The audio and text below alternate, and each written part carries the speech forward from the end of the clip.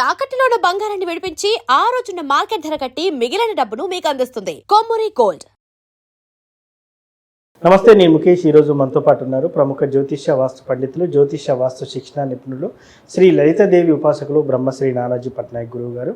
అదేవిధంగా జూన్ నెలలో 12 రాసుల వారికి ఎలా ఉండబోతుంది, 12 రాసుల వారికి మంచింత చెడంత, ఒకవేళ చెడున్న వారు ఎటువంటి రెమెడీలు చేసుకోవాలని గురువు గారిని అయితే అడిగి తెలుసుకుందాం. గురువు గారు నమస్కారం. శ్రీమాత్రే. మకర రాశి వారికి జూన్ నెలలో ఎలాంటి ఫలితాలు ఉండబోతున్నాయి అంటారు? మకరం వారికి కనుక చూసుకున్నట్లయితే పర్టికులర్గా జూన్ మాసంలో 2లో రాహు, 3లో శని, చతుర్థ భావంలో కుజుడు, అదేవిధంగా సప్తమ స్థానంలో గురువు 2వ తేదీకి వస్తూ జూన్ 2 నుంచి వస్తూ ఆల్మోస్ట్ జూన్ 9 నుంచి శుక్రుడు వచ్చి చేరుతున్నాడు. 6లో బుధుడు ఉంటున్నాడు, అష్టమంలో కేతువు, అండ్ అదేవిధంగా చంద్రుడు ఏకాదశం నుంచి ద్వాదశం వరకు, అంటే 12 రాసులు తిరిగి మళ్ళీ ఏకాదశంలోకి వచ్చి ద్వాదశంలోకి వస్తున్నాడు చంద్రుడు. సో చంద్రుడి యొక్క స్థితి ఇలా ఉంది. మరి ఈ యొక్క గ్రహస్థితుల మూలంగా వీళ్ళకి ఎలా ఉండబోతుంది, ఏ దేవతారాధన చేసుకోవాలి, ఎటువంటి విషయాల పట్ల వీళ్ళు జాగ్రత్తగా ఉండాలి అనేటువంటి అంశాలు చెప్తుంది నేనైనప్పటికీ చెప్పిస్తుంది సాక్షాత్ లలితా అమ్మవారిగా భావిస్తూ ఆ లలితాంబిక అమ్మవారి యొక్క అనుగ్రహం మకర రాశి వారికి బాగుండాలని మనస్ఫూర్తిగా కోరుకుంటూ, ఇక్కడ రాశినాథుడు ఎప్పుడైతే 3లో ఉన్నాడో వీళ్ళు ఇల్లు, స్థలము, లేకపోతే ఏదైనా పోస్ట్ అది మారడం అనేటువంటిది బలంగా జరగనుంది. 2లో రాహు ఉన్నందుకు దుర్గాదేవి యొక్క ఆరాధన, ఓం దుమ్ దుర్గాయ నమః అనేటువంటి నామస్మరణ వీళ్ళకి ఖచ్చితంగా ఫైనాన్షియల్ గ్రోత్ ఇస్తుంది. స్ట్రెస్ కూడా చాలా మటుకు తగ్గిస్తుంది మకరం వారికి. ఇక వీరికి పంచమ రవి జూన్ 14 నుంచి మనకి 6లోకి వెళ్ళిపోతాడు. కాకపోతే పంచమం కంటే కూడా జూన్ 14వ తేదీ తర్వాత నుంచి రవి బాగా యోగిస్తాడు అక్కడ. ఎందుకంటే శత్రుస్థానంలో క్రూరగ్రహం ఉన్నప్పుడు ఏమవుతుంది, శత్రు నాశనము అంటూ ఉంటారు, అటువంటివి జరగనున్నాయి. ఇక వీరికి ఉద్యోగ సంబంధించినటువంటి విషయాల్లో కూడా చూసుకున్నట్లయితే పర్టికులర్గా మకరం వారికి ఈ సప్తమ స్థానంలో గురువు ఉన్నందుకు వీరికి మాత్రమే కాకుండా వీళ్ళ యొక్క లైఫ్ పార్ట్నర్ ఉంటారు కదా, వాళ్ళకు కూడా యోగిస్తుంది. కాకపోతే చతుర్థంలో కుజుడు ఉన్నందుకు కొంచెం శిలువ వేదన ఉండడము, కొంచెం స్ట్రెస్ అవ్వడము, హడావిడిగా వెళ్ళిపోతుండడం, లేదా తగిలించుకోవడం ఇట్లాంటివి జరుగుతూ ఉంటాయి. కాబట్టి ఈ జాగ్రత్తలు తీసుకుంటే వీళ్ళు ఎక్కువగా సూర్య నమస్కారాలు, లలితా సహస్రనామాల యొక్క శ్రవణము చేసుకున్నట్లయితే అన్ని విధాల వీరికి బాగుంటుంది. మరియు కాస్త గోవులకి గోధుమ రవ్వ, తీపి చపాతీలు ఇవి కనుక తినిపించినట్లయితే ధనపరంగా కూడా అభివృద్ధి అనేటువంటిది ఉంటుంది. వీరు లలితా సహస్రనామాల్లో చేసుకునేటువంటి మంత్రము అష్టమీ చంద్ర విభ్రాజాలిక స్థల శోభితాయ నమః మంత్రం చేసుకోవచ్చు. 7, 8 తేదీలు ఎవరికి డబ్బులు ఇవ్వద్దని చెప్పండి. 9, 10 తేదీలు ముఖ్యంగా షార్ట్ జర్నీ చేసేటప్పుడు కొంత జాగ్రత్తగా ఉండాలి. రాసుల వారికి ఇలా ఉన్నప్పటికీ కూడా దేశకాల మాన పరిస్థితుల ప్రకారం ఎలా ఉండబోతుందంటారు గురువు గారు?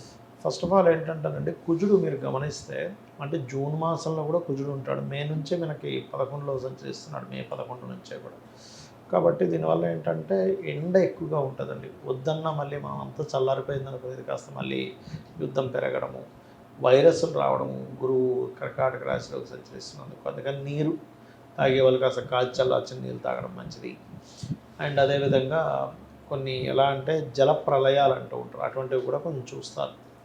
ఈ జూన్ 2వ తేదీ నుంచి ఎప్పుడైతే కర్కాటకంలోకి వస్తున్నారు ఎప్పటి వరకు అది ఒక 5-6 మంత్స్ ఎక్కువ ఉంటుందండి. 1 year ఉంటుంది పూర్తిగా. అదేవిధంగా ఈ ధరలు పిచ్చి పిచ్చిగా పెరగడం, తగ్గడం, కొన్ని చమురు ఇట్లాంటివి లోటు రావడం లాంటివి చూపిస్తున్నాయి. అయితే నేను చెప్పేది ఏంటంటే ఇక్కడ వీళ్ళ రాశి నుంచి, అంటే ఇప్పుడు చూడండి మామూలుగా అయితే మే ఎండింగ్ అయిపోయిన ఎండ అయిపోద్ది. అవును. కానీ ఈసారి ఏమవుతుందంటే జూన్లో కూడా ఎండ వాన 2 పెరుగుతాయి. ఓకే. ఒక పక్క వర్షము వస్తుంది, ఒక పక్క మళ్ళీ విపరీతమైన ఎండలు వస్తూ ఉంటాయి. అంటే ఈసారి ఎక్కువ కాలం ఎండాకాలం ఉంటుంది చెప్పాలంటే. ఓకే. అయితే మనం ఈ గోచార ఫలితాలు చెప్పుకున్నాం కదా, ఈ గోచార ఫలితాలతో పాటు ఎప్పుడూ కూడా వీళ్ళ పర్సనల్ చార్ట్లో పూర్వజన్మ కర్మని ఇచ్చే గ్రహం ఏంటో పట్టుకోగలగాలి. అది పర్టికులర్గా మనకి ఒక్కొక్క లగ్నానికి ఒక్కొక్కరు ఉంటారండి. మేషం వాళ్ళకి బుధుడు, శని.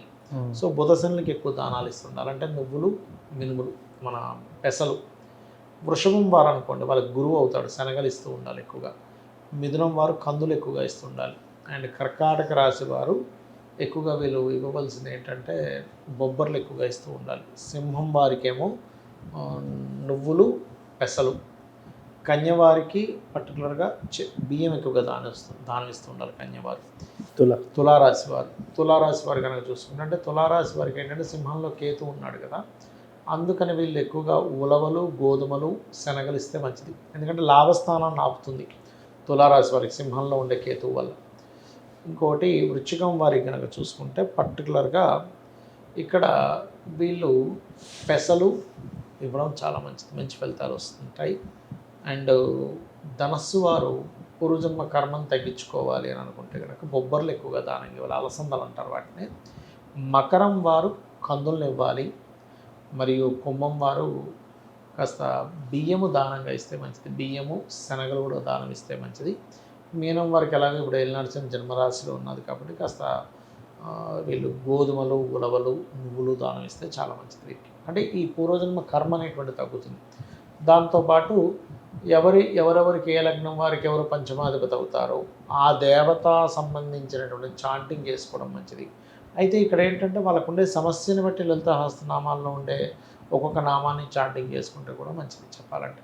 అంటే ఒక్కొక్కరికి ఒక్కొక్క సమస్య ఉంటుంది కదండి. ఇప్పుడు కొంతమందికి ఉద్యోగం ఉండదు, అలాంటి వారు కాస్త ఓం మాణిక్యం ఒకటాకార జానద్వై విరాజితాయన వివాహం అవ్వట్లేదు, అలాంటప్పుడు ఓం కామేశబద్ధ మాంగళ్య సూత్ర శోభిత కందర, లేదంటే వివాహం అయిందండి కానీ మేము ఇద్దరి మధ్య సఖ్యత లేదు, ఓం శివకామేశ్వరాంగస్థ శివాస్వాధీన వల్లభాయన, ఇలా చేసుకున్నట్లయితే వీరికి అన్ని విధాలా కూడా బాగుంటుంది. సో మొత్తానికి 12 రాసుల వారికి ఎలా ఉండబోతుంది జూన్ నెలలో అని చక్కగా తెలియజేశారు గురువుగారు. అదేవిధంగా బాగలేని వారు ఏ రెమెడీ చేసుకోవాలి, ఏ మంత్రం చదవాలి, లలిత సహస్రనామం ఏ దానం ఇవ్వాలని చాలా చక్కగా తెలియజేశారు. ధన్యవాదాలు. శ్రీమాత్రే నమః.